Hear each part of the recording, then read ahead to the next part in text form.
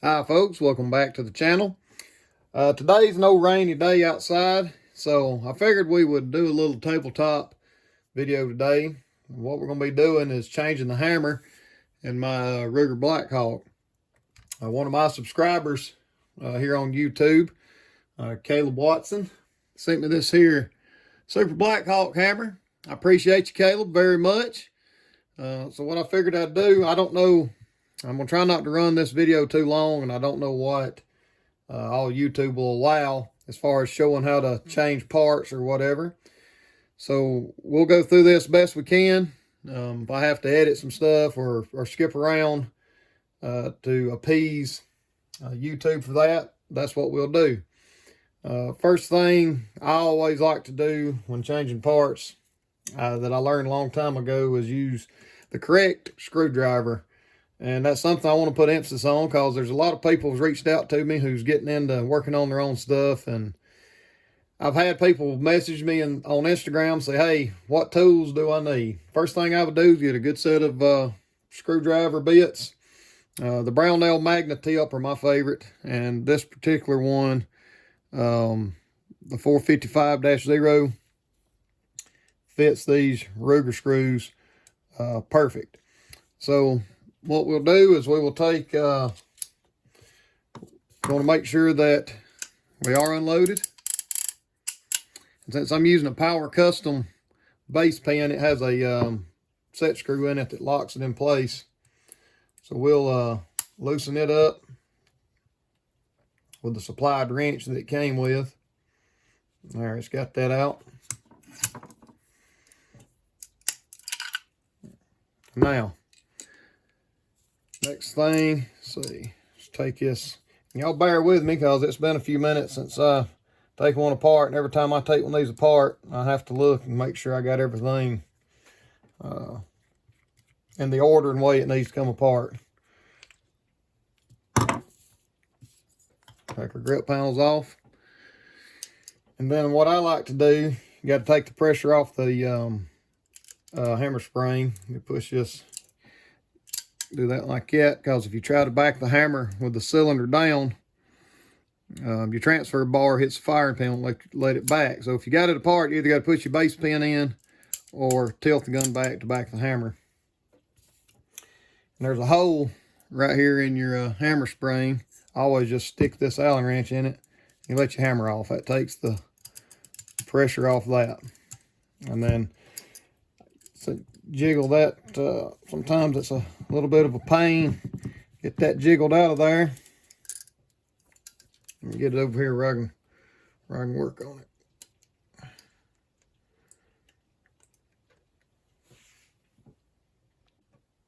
All right, it takes a little jiggling, but you can get your hammer spring out.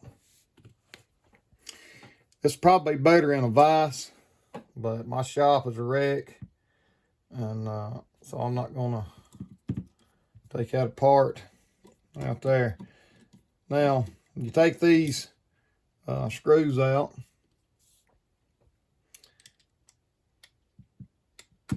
There's a plunger in a, not under, these right here is the ones that hold your hammer pin in. It's not that one, it's this one right here.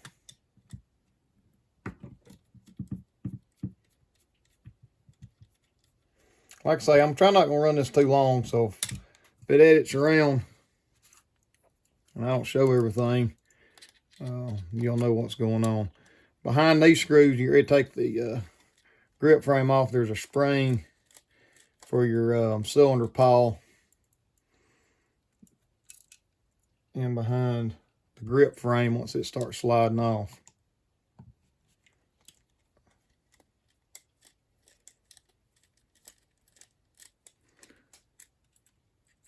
And if I'm getting this out of shot, I apologize. I'm trying to do this where y'all can see. I always lift these hammer return legs off. I don't know that it's necessarily necessary, but I'll lift them off the pins there. And then take this off, your cylinder latch, spring, and detents right here. Make sure you don't lose that. And there is the cylinder pawl spring and detent. As you can see, my hammer pins done fell out. So set some of this stuff aside right here. Now, in order to get this out, we got to take the you got to take the hammer and hammer pin out. But you got to be able to press down on this spring right here to unlock the hammer pin. So I'm gonna do that off camera because it may take me a few minutes. And once I get that out, I'll come back to you. All right, I got that thing out. That thing can be sort of a booger to get out of there. And you're gonna take the cylinder lock, pawl, and spring out. You can slide the load gate out. Now, the trigger and hammer sort of just slide out together. You gotta see how that is. What my cylinder pawl flipped out of there. I'm trying to show y'all. And then transfer bar and trigger. And then that's it. That's the empty frame. So take this there's a little pin. Let's see if I can find a little bit to push it out. There's a spring and pin right there. I got to get out. You can see a pair of these hammers here.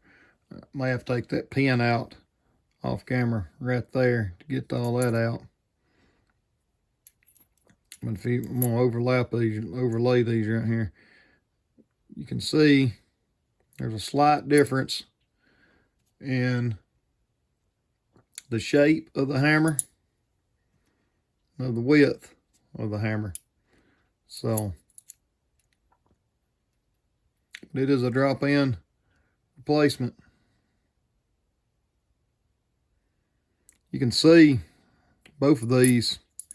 It's pretty rough machine there, but you can see if it's showing up on camera, I polished this surface that it rides on when it cocks, and I slightly polish that face there. And I don't recommend anybody doing that because if you get the geometry off, your hammer won't work. So that's just something I do real easily.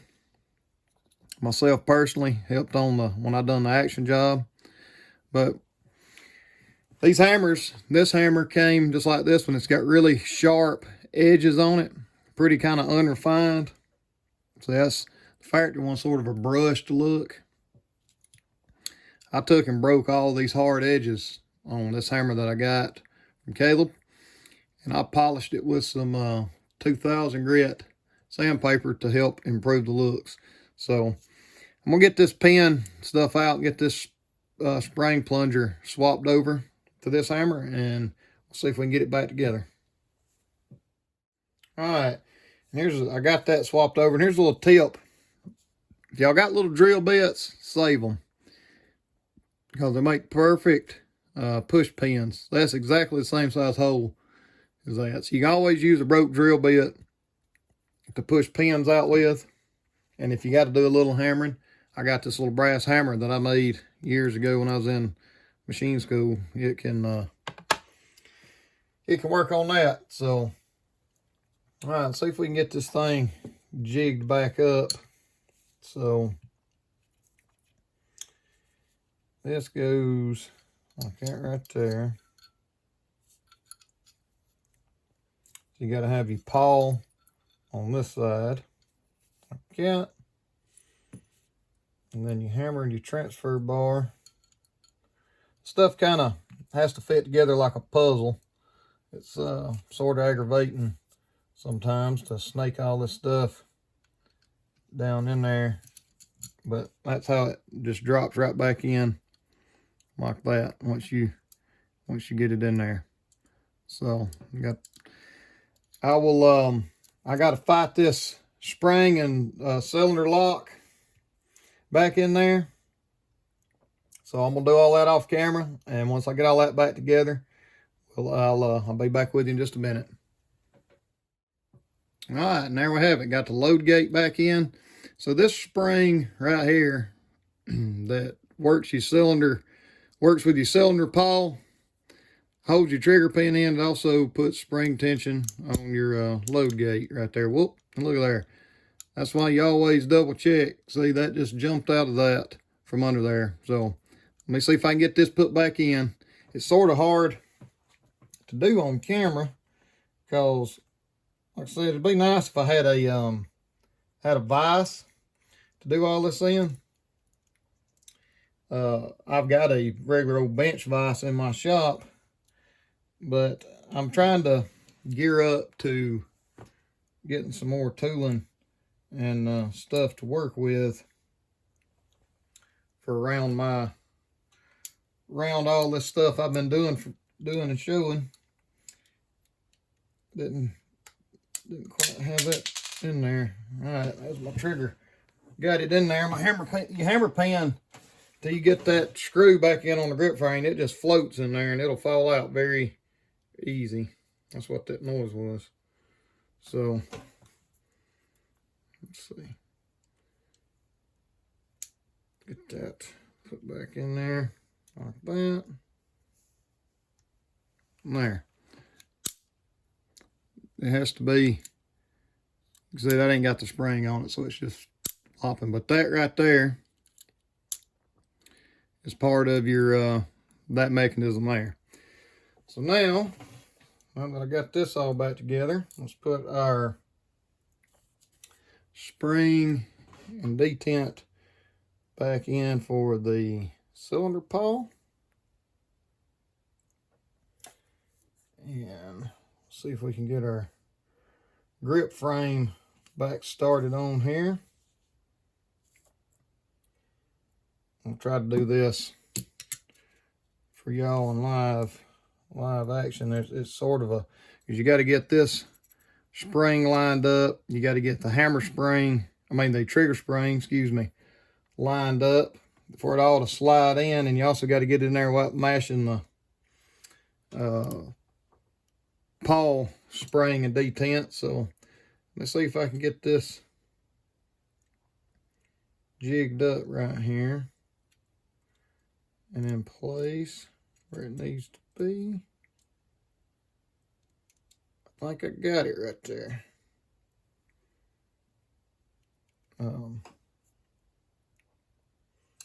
Let me get the hammer detent, the screw that holds the hammer pin in, and started right here. And if this is going off camera, I'm sorry. I'm trying to film, look, and do all this at the same time.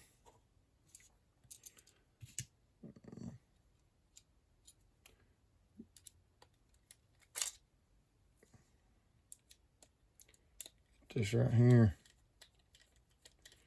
started back. There. And I don't know what the torque is on these screws. I just put them in and get them good and snug. So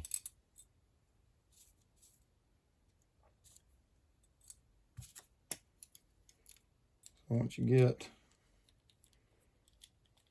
all these back in,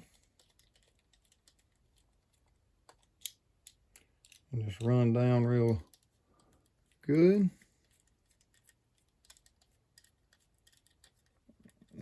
Let me get these snugged up. I'm gonna go off camera there so I can make sure I got my screwdriver square so I don't slip and booger something up. These all good and snugged up. All right, now we put our trigger return legs back on. And if y'all remember watching in my other videos, I've done a spring change on this. This has got, I got that, got your trigger return spring back in. Now let me fight this. I'll have to do this off camera again because this can be sort of a booger. Get started back up in there. Got it right on there, and then you just back your hammer to take that out, and there you go. Let's put the cylinder back in.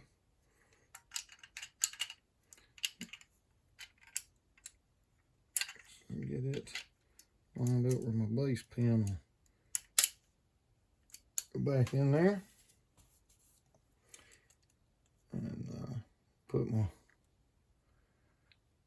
tighten my base pin lock screw in. When I put this Power Custom base pin in, I drilled a hole in the barrel there for that lock.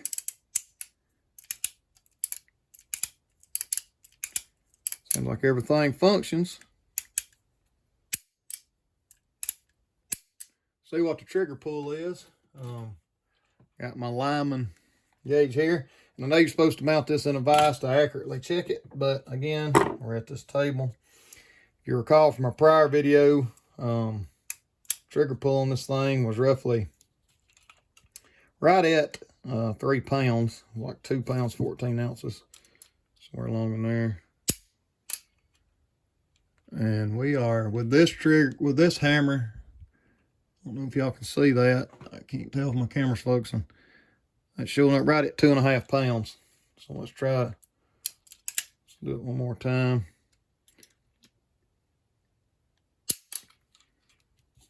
Yep, that has got a, again,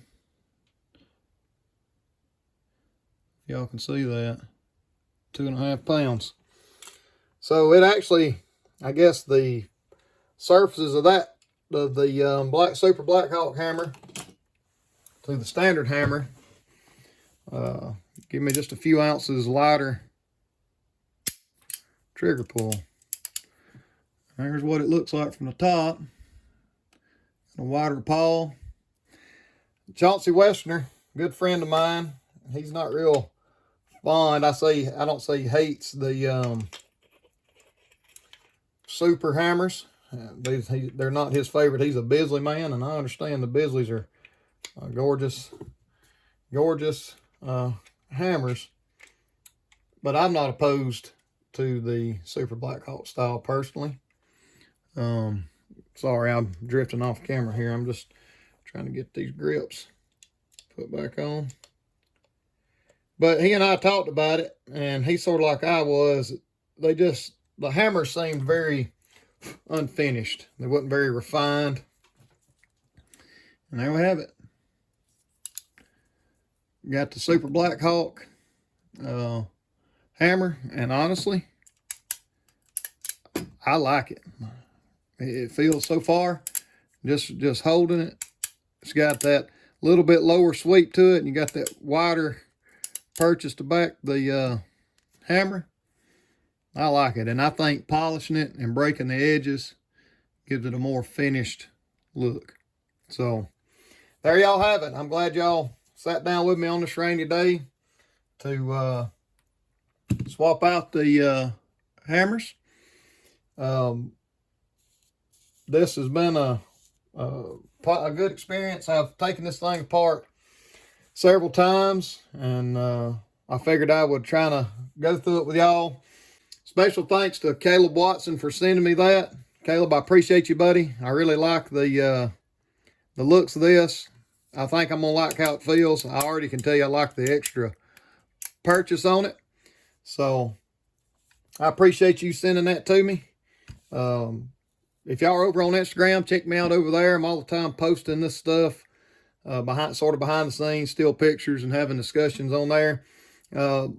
Like with Caleb, I don't know how people can reach out on YouTube. He reached out to me through Instagram. So if y'all want to reach out to me and talk, have a conversation, whatever, Comment section here on YouTube's fine, or you can go to Instagram and DM me there. I'm always up for good conversation and meet new people.